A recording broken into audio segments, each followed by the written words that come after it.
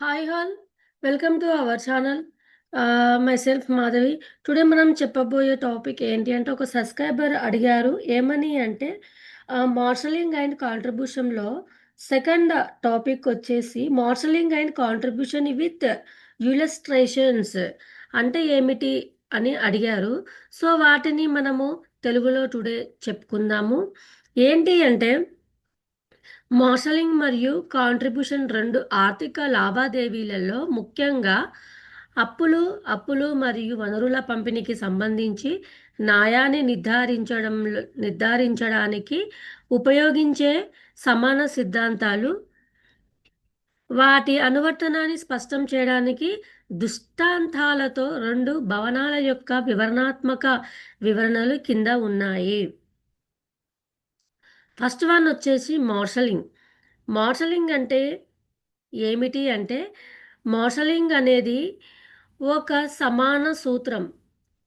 ఇది రుణగ్రహీత యొక్క ఒకటి కంటే ఎక్కువ ఆస్తికి ప్రాప్యత కలిగి ఉన్న రుణదాత ఆ రుణదాతల వాదనాలకు పక్షపాతం కలిగించకుండా ప్రధానంగా ఇతర రుణదాతలకు అందుబాటులో ఉన్న ఆస్తి నుండి వారి రుణాన్ని తీర్చడానికి అనుమతిస్తుంది.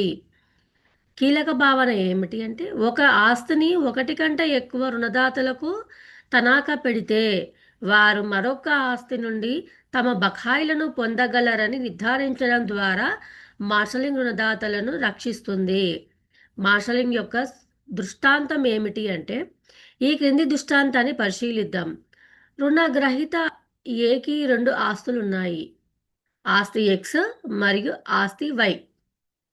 క్రెడిటర్ 1 ఆస్తి ఎక్స్ మరియు వై ఆస్తి రెండింటిపై తనఖా కలిగి ఉన్నారు. ఓకే. క్రెడిటర్ 2 ఆస్తి వైపై మాత్రమే తనఖా కలిగి ఉన్నారు. ఇప్పుడు క్రెడిటర్ ఏకి ఆస్తి ఎక్స్కి లేదా ఆస్తి వైకి నుండి రుణాన్ని క్లెయిమ్ చేసే హక్కు ఉంది. అయితే క్రెడిటర్ 2 ఆస్తి వై నుండి మాత్రమే క్లెయిమ్ చేయగలరు. మరియు క్రెడిటర్ 2కి చెల్లించాల్సిన రుణాన్ని చెల్లించడానికి ఆస్తి వై సరిపోకపోతే మార్షలింగ్ సూత్రం అమల్లోకి వస్తుంది. మరియు ఆస్తి వైని మాత్రమే యాక్సెస్ చేయగల క్రెడిటర్ 2 ఆస్తి ఎక్స్ నుండి బ్యాలెన్స్ను క్లెయిమ్ చేయవచ్చు. ఇది క్రెడిటర్ ఫస్ట్కి కూడా తనఖా పెట్టబడింది. క్రెడిటర్ 1 ఆస్తి వైని ఖాళీ చేయకుండా నిరోధించాలి. ఎందుకంటే క్రెడిటర్ 2 దానిపై హక్కులను కలిగి ఉంటారు కాబట్టి. అందువలన క్రెడిటర్ 1 ఆస్తి ఎక్స్ నుండి వారి రుణాన్ని తీర్చవలసి ఉంటుంది. క్రెడిటర్ 1 ఆస్తి వై నుండి వచ్చే మొత్తం ఆదాయాన్ని అన్యాయంగా తీసుకోకుండానే క్రెడిటర్ 2 చెల్లించబడుతుందని ఇది నిర్ధారిస్తుంది. సెకండ్ వన్ సహకార నిర్వచనం ఏమిటి అంటే, కాంట్రిబ్యూషన్ అనేది రుణంలో తమ వాటా కంటే ఎక్కువ చెల్లించిన వ్యక్తికి అదే రుణానికి సమానంగా బాధ్యత వహించే ఇతర సహరుణ గ్రహీతల నుండి అనుపాత వాటాను క్లెయిమ్ చేయడానికి సమాన హక్కు. కీలక భావన ఏమిటి అంటే, ఈ సూత్రం బహుళ రుణగ్రస్తుల మధ్య న్యాయాన్ని నిర్ధారిస్తుంది.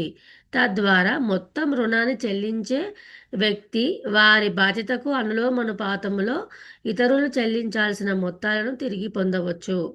కాంట్రిబ్యూషన్ యొక్క ఉదాహరణ. ఈ క్రింది దృష్టాంతాన్ని ఊహించుకోండి. రుణగ్రస్తులు ఏబి మరియు సి సంయుక్తంగా క్రెడిటర్ ఎక్స్కి 30,000 రూపాయల రుణాన్ని చెల్లించాలి. ముగ్గురు రుణగ్రస్తులు సమానంగా బాధ్యత వహిస్తారు. ఓకే. అంటే ప్రతి రుణగ్రస్తుడి వాటా 10,000 రూపాయలు ఉంటుంది. రుణగ్రహీత ఏ మొత్తం 30,000 మొత్తాన్ని రుణగ్రహీత ఎక్స్కి చెల్లిస్తూ రుణాన్ని క్లియర్ చేస్తాడు. ఇప్పుడు రుణగ్రహీత ఏ రుణగ్రహీత బి నుండి 10,000 రూపాయలు మరియు 10,000 రూపాయలు రుణగ్రహీత సి నుండి క్లెయిమ్ చేయవచ్చు. సహకారం సూత్రం మొత్తం రుణాన్ని చెల్లించిన రుణగ్రహీత ఏ ఇతర సహా రుణగ్రహీతల ద్వారా వారి సంబంధిత రుణ వాటాలకు పరిహా పరిహారం పొందేలా నిర్ధారిస్తుంది. సో ఈ సందర్భంలో రుణగ్రహీత ఏ 30,000 రూపాయలు చెల్లిస్తాడు, కానీ రుణగ్రహీత బి మరియు రుణగ్రహీత సి నుండి ఒక్కొక్కరు 10,000 రూపాయలు తిరిగి పొందవచ్చు. ఈ సూత్రం న్యాయాన్ని నిర్ధారిస్తుంది మరియు రుణగ్రహీత ఏ సమానంగా పంచుకోవాల్సిన మొత్తం అప్పు భారాన్ని మోయకుండా నిరోధిస్తుంది. చర్యలో కీలక తేడాలు. సిద్ధాంతం మార్షలింగ్ కాంట్రిబ్యూషన్. సిద్ధాంతం మార్షలింగ్ కాంట్రిబ్యూషన్ ఏమి లేదండి. ముగింపు ఏంటి అంటే, మార్షలింగ్ ఒక రుణగ్రహీత ఒకటి కంటే ఎక్కువ ఆస్తిని తనఖా పెట్టినప్పుడు బహుళ ఆస్తులను కలిగి ఉన్న రుణదాత మరొక రుణగ్రహీత ఆధారపడిన ఒక ఆస్తిని ఖాళీ చేయకుండా ఉండడానికి అనుమతించడం ద్వారా రుణదాతల మధ్య న్యాయాన్ని నిర్ధారిస్తుంది. సహకారం ఏమిటి అంటే, మొత్తం రుణాన్ని చెల్లించిన వ్యక్తి సమానంగా బాధ్యత వహించే ఇతరుల నుండి తమాషా వాటాను తిరిగి పొందేందుకు అనుమతించడం ద్వారా సహ రుణగ్రహీతల మధ్య న్యాయాన్ని నిర్ధారిస్తుంది. హాయ్ వ్యూయర్స్, మీకు ఈ వీడియో నచ్చినట్లయితే like and share and subscribe చేయండి.